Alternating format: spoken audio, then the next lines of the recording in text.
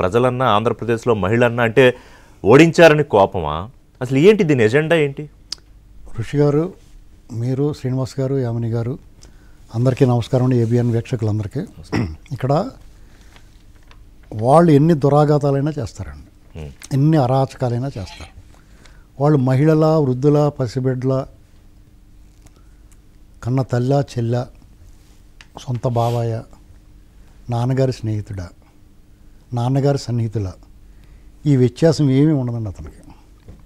అతను తన చుట్టూ గిరిగీసుకుని పెత్తనం కోసం, పెత్తనం రావాలంటే, పెత్తనం ఉండాలంటే అధికారం ఉండాలి, అధికారంలో రావాలంటే డబ్బు ఉండాలి.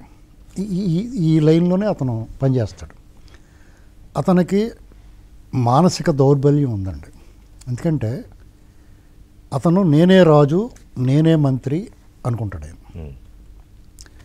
నేను చెప్పిందే వేదం, నేను చెప్పినట్టే జరగాలనుకుంటాడు. నేను శాశ్వతంగా పాలకుణ్ణి, మిగతా వాళ్ళందరూ బానిసలో, నా సమక్షం వాళ్ళందరికీ బానిసల స్వర్గం అనుకుంటాడు అతను. దాన్ని అలా ఊహించుకుని సంతోషపడటం సహజం, ఆనందం, మానసిక ఉల్లాసం. అయితే అది నిజం అనుకోవడం మానసిక రోగం. రోగమే, డౌట్ లేదు. ఇప్పుడు దాన్ని ఇప్పుడు మన ₹1,00,00,000 లాటరీ తగలాలి, దాంతో కారు కొనుక్కోవాలి, ఇల్లు కొనుక్కోవాలి అని ఆనందించడం, అది ఆనందించడం అండి. ఒక కలగనటం మానసిక ఉల్లాసం.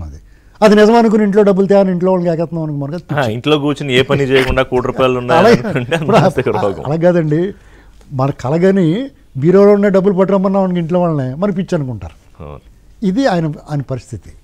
ఇక్కడ ఈ ప్రజలందరూ కూడా ఇతన్ని ఒక బెనిఫిట్ ఆఫ్ డౌట్లో, అంటే అతను 1,00,000 కోట్లు కొట్టేసాడు, 43,000 కోట్లు సీజ్ అయింది, 16 నెలల జైల్లో ఉన్నాడన్నా సరే సంశయ లాభం పొందాడు అతను.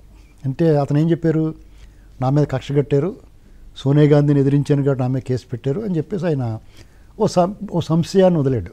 బెనిఫిట్ ఆఫ్ డౌట్లో ప్రజలు కొంత నమ్మారు. వాళ్ళ నాన్నగారు పోయాడు కాబట్టి. వాళ్ళ నాన్నగారు పోతే వీళ్ళ ఇంట్లో వాళ్ళు ఎవరు ఒక జ్వరం కూడా రాదు, తలపోటు రాదు. కానీ వందలాది వేలాది మంది చనిపోయారు. వాళ్ళందరికీ ఓదార్పు యాత్రలు, దిష్టి బొమ్మలు, ఇవన్నీ అదే ఆయన బొమ్మలు ఇవన్నీ పెడతా ఉంటారు. ఇవన్నీ జరిగిన తర్వాత సరే ఆయన చేసుకున్న రాజకీయం అదొక లైన్ పెట్టుకున్నాడు.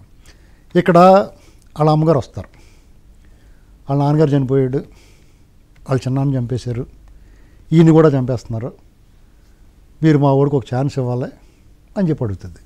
వాళ్ళ చెల్లిగారు కూడా బాగా, ఈయన బదులు ఆవిడ తిరిగింది, చాలా కష్టపడింది. అంటే జగన్మోహన్ రెడ్డి కంటే ఎక్కువ తిరిగి సింహభాగం ఆవిడదే పాత్ర. తర్వాత వీళ్ళంతా కలిపి ప్రజలను ఒక రకంగా చీట్ చేశారు. ఈ లోపల వాళ్ళు బాబాయ్ గారిని సర్దిచ్చేశారు దుకాణం. దానికేమో చంద్రబాబు నాయుడు గారి చేతిలో కత్తిపెట్టి నారాసుర రక్త చరిత్ర అండి. ఇక్కడ లోపం ఈ కూటమి, అంటే అప్పుడు టీడీపీది ఖచ్చితంగా తప్పాలదే. బుద్ధి లేదురా, ఎదవన్నారా, ఎదవల్లారా, నాకేంట్రా సంబంధం, నేను చీవను కూడా సంపను, నేను మామూలుగా ఎవరన్నా వాళ్ళు పచ్చి దొంగలైనా సరే మహిళలు అంటే చాలా సహృదయంతో ఉంటాను, నేను ఎవరిని కూడా అన్యాయంగా అరెస్టులు గట్రా ఒప్పుకొని, నేను నా మీద మీరేంట్రా ఇది అని వెంటనే వాళ్ళు తోలు తీసేద్దండి. అప్పుడు గవర్నమెంట్లో ఉన్నారు వాళ్ళు, ఆపద్ధర్మం అయినా సరే. ఎన్నికలకు ముందు ఏమండి, అదే అప్పుడు వాళ్ళు గవర్నమెంట్లో ఉన్నారు కదా, ఆపద్ధర్మం అయినా సరే గవర్నమెంట్లో ఉన్నారు, కనీసం కేసు వేయలేదు దాని మీద. ఇదేమోదండి, మొక్కయ్య వంగనది మోనయ్య వంగుతుందా, తోటకూరనాడే మందలించకపోతే అటు ఉరికమ్మందాక పోతాడు. వీళ్ళేంటంటే వీళ్ళు ఒక వ్యాధికారక క్రిములు, అదొక రోగం, వైరస్. అది ఎంత ప్రమాదకరమైందంటే మద్యపానము, ధూమపానము మన శరీరానికి ఎలాగైతే హానికరమో, జగన్మోహన్ రెడ్డి అండ్ గ్యాంగ్, ఈ దొండిపాళ్యం బ్యాచ్ ఈ సమాజానికి హానికరం. వీళ్ళు ఎవరైన వాళ్ళు, ఎవరు సన్నిహితులు, ఎవరు స్నేహితులు అనేటువంటి వ్యత్యాసం ఉండదండి వాళ్ళకి. వాళ్ళలో పశ్చాత్తాపము, పరివర్తన అనేటువంటిది మచ్చు కూడా కనపడవు. కాదు, రాజకీయం ఓకే శ్రీనివాసరావు గారు, నేను యామిని గారి దగ్గరికి వెళ్లే ముందు నా ప్రాబ్లం ఏంటంటే, నిన్న సజ్జల రామకృష్ణారెడ్డి అంత మాటని కాదు, వీళ్ళు ఏ మాట పడితే ఆ మాటని మళ్ళీ విరగ తీసుకుని బరిదెగించి బయట తిరుగుతున్నారు కదా. అదేనండి, ఇప్పుడు వీళ్ళ రాజకీయం అలా ఉండబట్టే అవతల వాళ్ళ ప్రత్యర్థుల అదృష్టం చంద్రబాబు గారు ఉన్నాడు అక్కడ. ఆయన ప్రత్యర్థి చంద్రబాబు గారు. ఒక